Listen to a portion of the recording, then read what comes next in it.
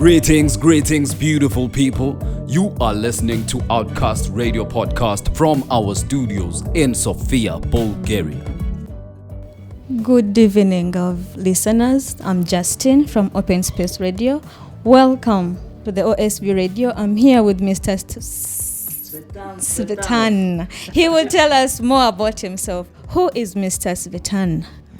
First of all, I'm not Mr. I'm a common person from a small village, but anyway, I just turned 40 years and I'm a radio host, radio DJ, radio whatever, radio robot for 25 years now. Wow. So I started in around 1995 when I was 15 in my small hometown. We had a very high quality radio station.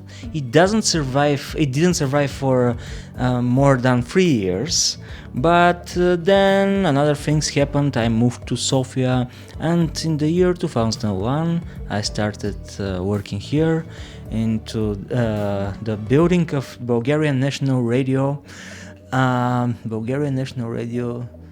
Next year, I mean 2020, it will turn 85 years. Wow. This institution where I work for 18 years, and it's probably the last the last radio station in this country. It was different. Let me explain. It was different 20 years ago.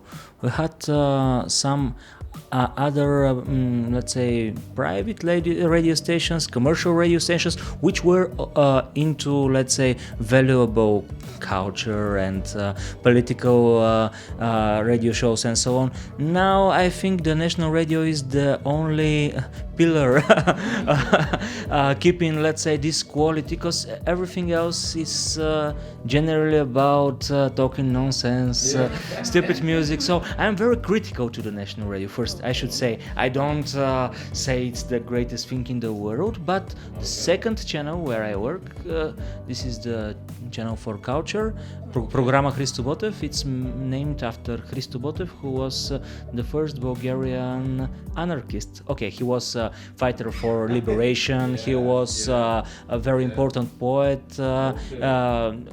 All his poetry, which is not so big amount, because he lived only 28 years, is into the school program and so on.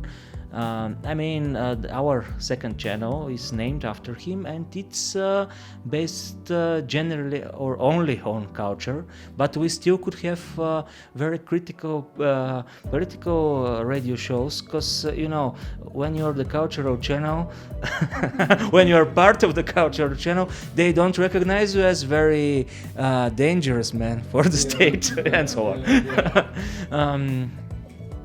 Okay. We have heard from Mr. Tsvetan. Okay, that is who he is. Mr. Tsvetan, how deep are you into the music industry? Industry.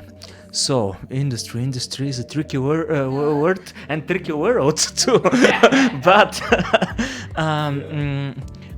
what I'm involved into generally. So, when I was a kid, I was playing different string instruments.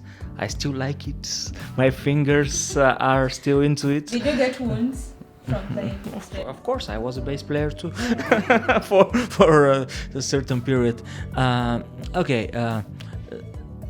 In the year 2000,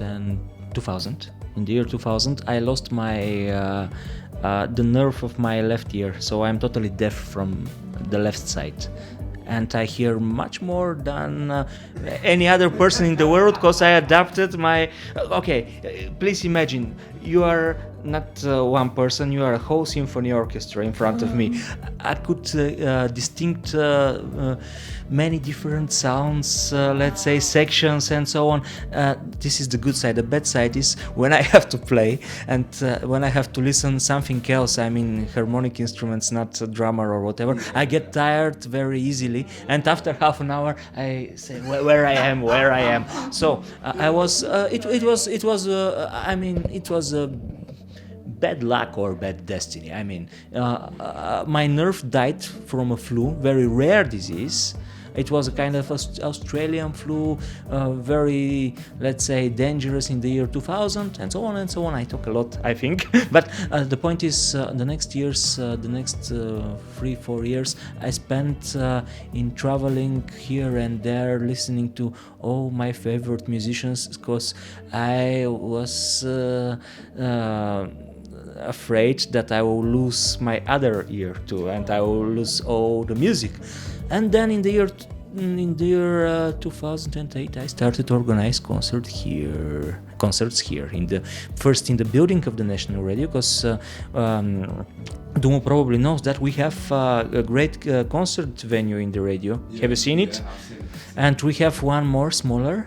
And the main point was bringing people to the radio.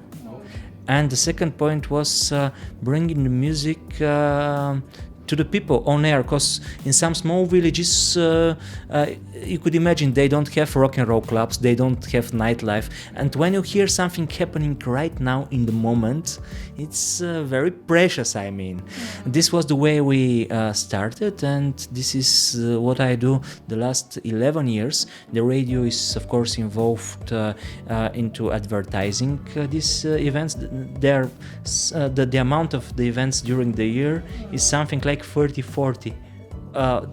10 big and 20 or 30 middle-sized. And of course the radio is involved in advertising it, in let's say finding hotels for the musicians, renting equipment and so on. But all the other expenses I risk a lot, and I still owe a lot of money to some banks.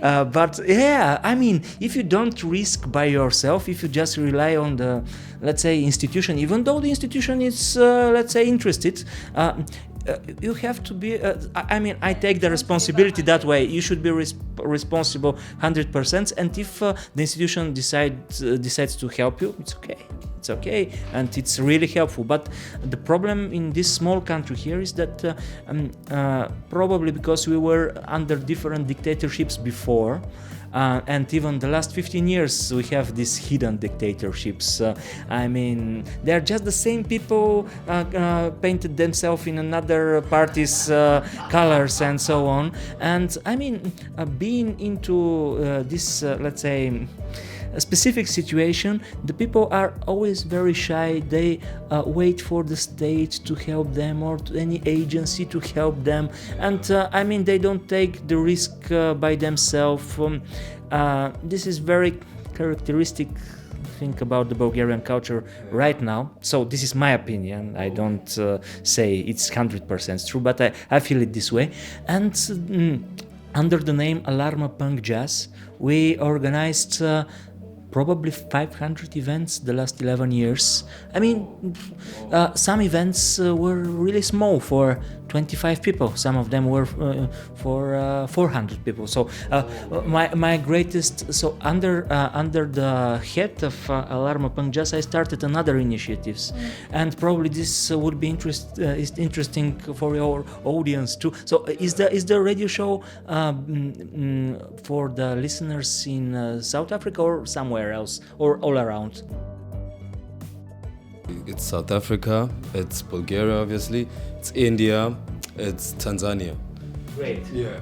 I met your colleague from Tanzania. It's great, but I should mention this year. Is it still 2019? Yeah. This year was very, how to say, important for my other activity, because Alarma Punk Jazz is punk jazz because there is a composition punk jazz by Jaco Pastorius, for example, from the 80s. There is another composition jazz punk by this guitarist David Fuginski from New York. But my name, Alarma, is a cultural radio show each evening from 9:30 till 11 Bulgarian local time, and it's based on literature, music, cinema, whatever. I work also for Sofia Film Festival for more than 10 years, and but this was actually the Alarma, which is alarm. It was the excuse, because if you have a radio show from 9:30 to 11, it's very easy to start organizing concerts because it's the time when the concerts happen generally. And under the name of Alarma, we started Alarma Punk Jazz as a concert series, and some festivals in the beginning, but it's difficult with the festivals in Bulgaria because the audience doesn't have the financial and the time capacity to go 5 evenings, evening by evening, to events connected one to another. So now we have separate concerts, but sometimes every week, once per week or once each 2 weeks or something like this. And this year was important because Alarma, the name Alarma is Alarma, but punk and jazz, I like punk, I like jazz, different kinds of punk, different kinds of jazz, but the whole very wide range between these two extremes. You have whatever, you have Cambodian electronic music, and you have bossa nova, and you have some freaky local musicians playing some instruments that they invented by themselves or something else. So you could put everything interesting which is not so often exposed to the audience into this wide range of genres. And under the head of Alarma Punk Jazz, we started another initiatives, and this year was our first big year for let's say our sub-festival called Afrovision. Afrovision, like joking with Eurovision first, and it's not a contest. It's just there is no competition here. It's just presenting. It's just about presenting interesting different artists. Okay, I started with musicians, but it's not only about music. It could be also for dance. I have very good collaborators in here. Did you already met Maria Cosa? Yes. Yeah, I met her. Yeah, the dancer. Yeah, I met her. And she was one of the first collaborators because a couple of years ago she started organizing the celebrations of the Day of Africa here, 25th of May. So my festival was in June, so we collaborated. She participated with this band Yambodon. They are Bulgarian guys who studied. Some of them were in Burkina Faso or in Senegal studying West African percussions. And I brought my good friend from Ghana, Ayune Sule. Ayune Sule is you could find his name under the in the catalog of the label Makum Records in Netherlands. He is one of the main musicians of the band of King Kaishuba.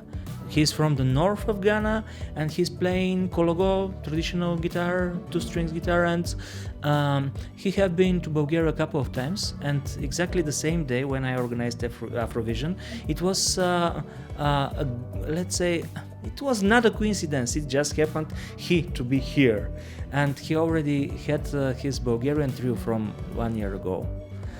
With Rosen Zakhariev, who is one of the greatest trumpet players here. So he played with Antonio Donchev a lot. You met Antonio Donchev, and he's a trumpet player, and flugelhorn, but also with some keyboards, electronics, different percussion sounds. And the other guy, Alexander Daniel, is a drummer. So they had a great trio. I'll give you these recordings. They don't exist already as studio recordings, but they exist as very good concert recordings. And these two bands, the Bulgarian African percussion band with Maria and this band with Sule from Ghana, they opened for one of my favorite musicians in the world, Baseko Kouyaté from Mali. This was something really big. It happened 6 months ago. I organized it. I took the risk since we know each other with Baseko before his first album, from 2005.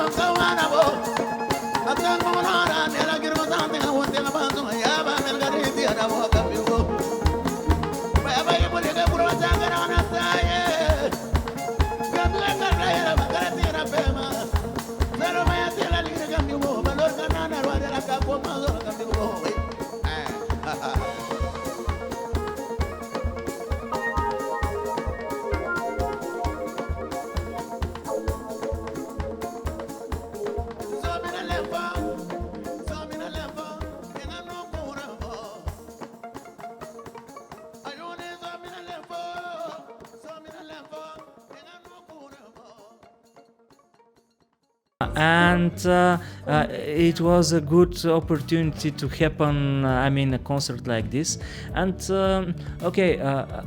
probably I talk a lot because I have to say so many things, but I will go back into 2005. Could I? How I met Baseku. I invited him for the very first time 2019, but 2005 I met him. He's 50, then he was 35, something like this, and he was goni player in the band of Ali Farka. Ali Farka died the next year, 2006, and how I met these guys. This is another story connected to South Africa. Of course, Ali Farka, he was very well known all around the world. I had some of his recordings, and one guy from his management from the label World Circuit, Dave Maguire, he's Scottish, and he doesn't work for World Circuit anymore. But back in 2004. We were exchanging CDs. He was sending me some recordings of different artists from Buena Vista Social Club, from their African catalog, for whatever. And I just asked him for making an interview with Ali Farka.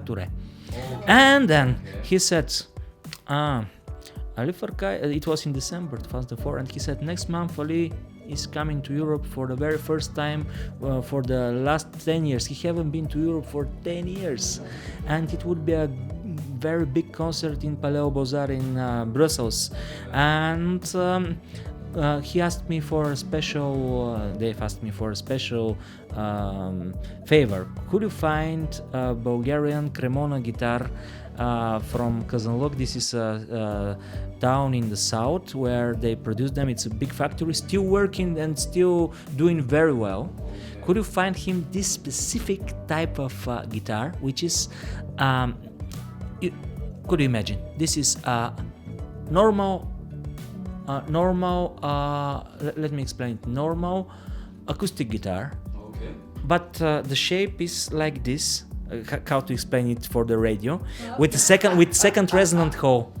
Okay. Is it oval or what? Oval. You have it's not like this, and it's a bit like the shape of the electric guitar with a second resonant hole.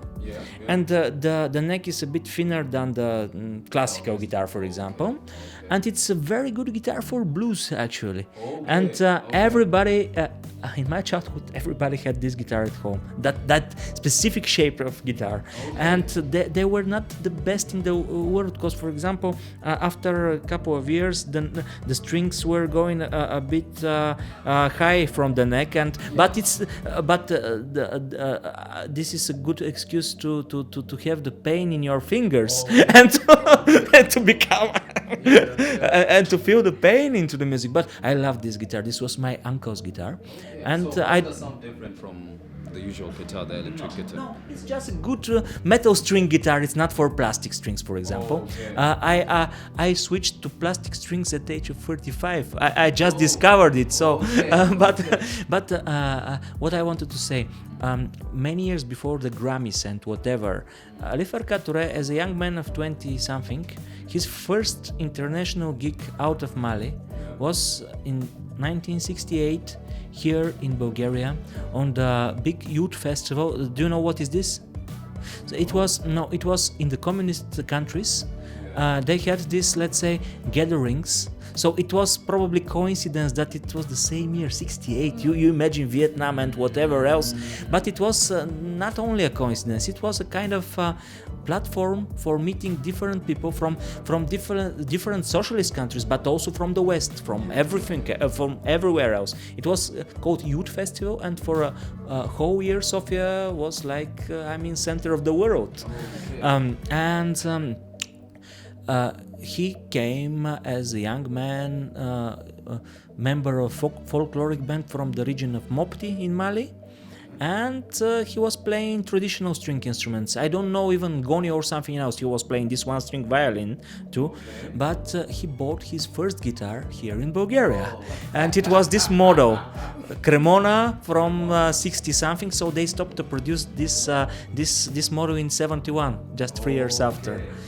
And he lost his favorite guitar somewhere in a truck in Mali in 1989 or something, and he always wanted to have the same one here on the album Radio Mali. He's as the photo is him with this guitar as a young man, and the other album that they issued 2004, Red and Green, with the old recordings, he's with this guitar, so you will see it.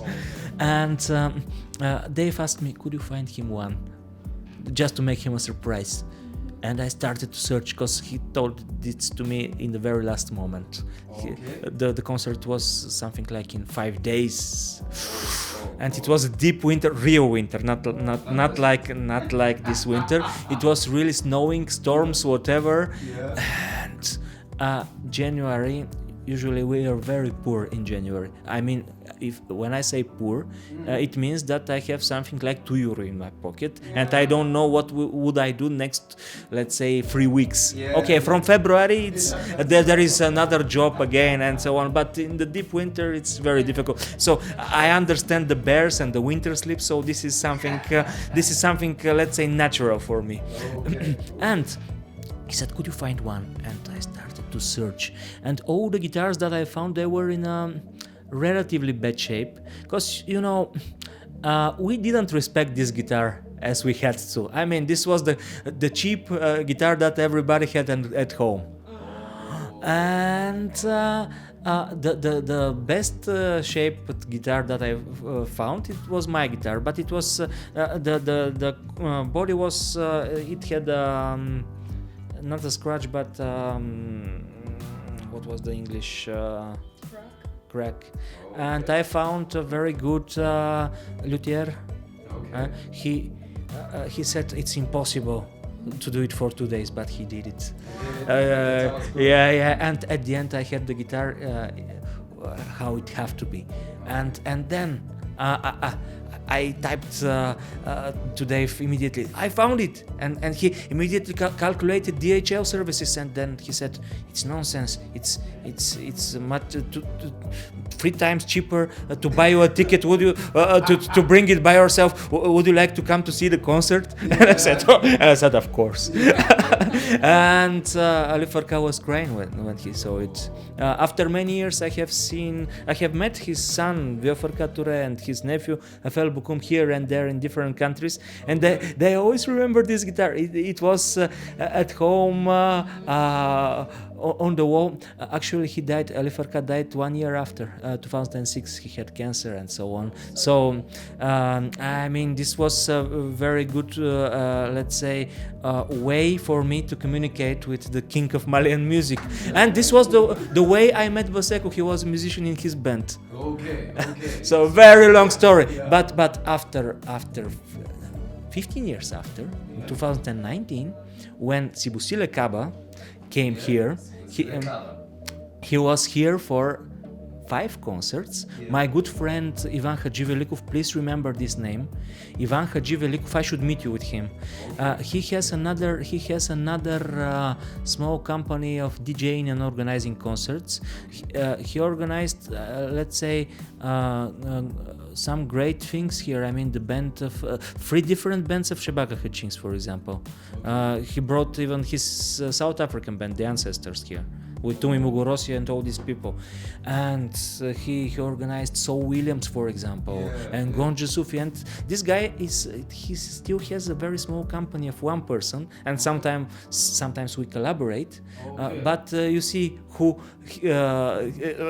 what kind of musicians he had the opportunity to bring to Bulgaria. And through Shabaka, he met Tsibusile somewhere couple of years ago, or they just were communicated online, but on certain point we came to this idea to have a tour of Tsibusile in 4 different cities 5 concerts in 4 cities. In Sofia we had 2 concerts, to the seaside, Varna, Burgas, Plovdiv, and they were shooting a short documentary about Sibusile. That's great. I mean, there were 2 buses, me traveling one way, they traveling with the whole equipment another way, and they had the opportunity to bring Sibusile, and the other, you probably know, Kulufelo, Bajo. Brother Naftali. They had this great duo, and this guy Ivan, traveling with Sibusile. I was only in the big cities organizing, let's say, the stage and so on and so on. And they were traveling from city to city, making, let's say, driving to some other locations. You are still listening to Outcast Radio Podcast. This program is supported by European Union through its project FIRE, from idea to reality and execution. Now give it up for regulators, everybody know we in just a corner. Kalabantwana ngathi sisaleba war. Got so many papers, goddamn, and telling throw my gezo, she says all of course I rank higher than you. I got some honeys, but it rasta red,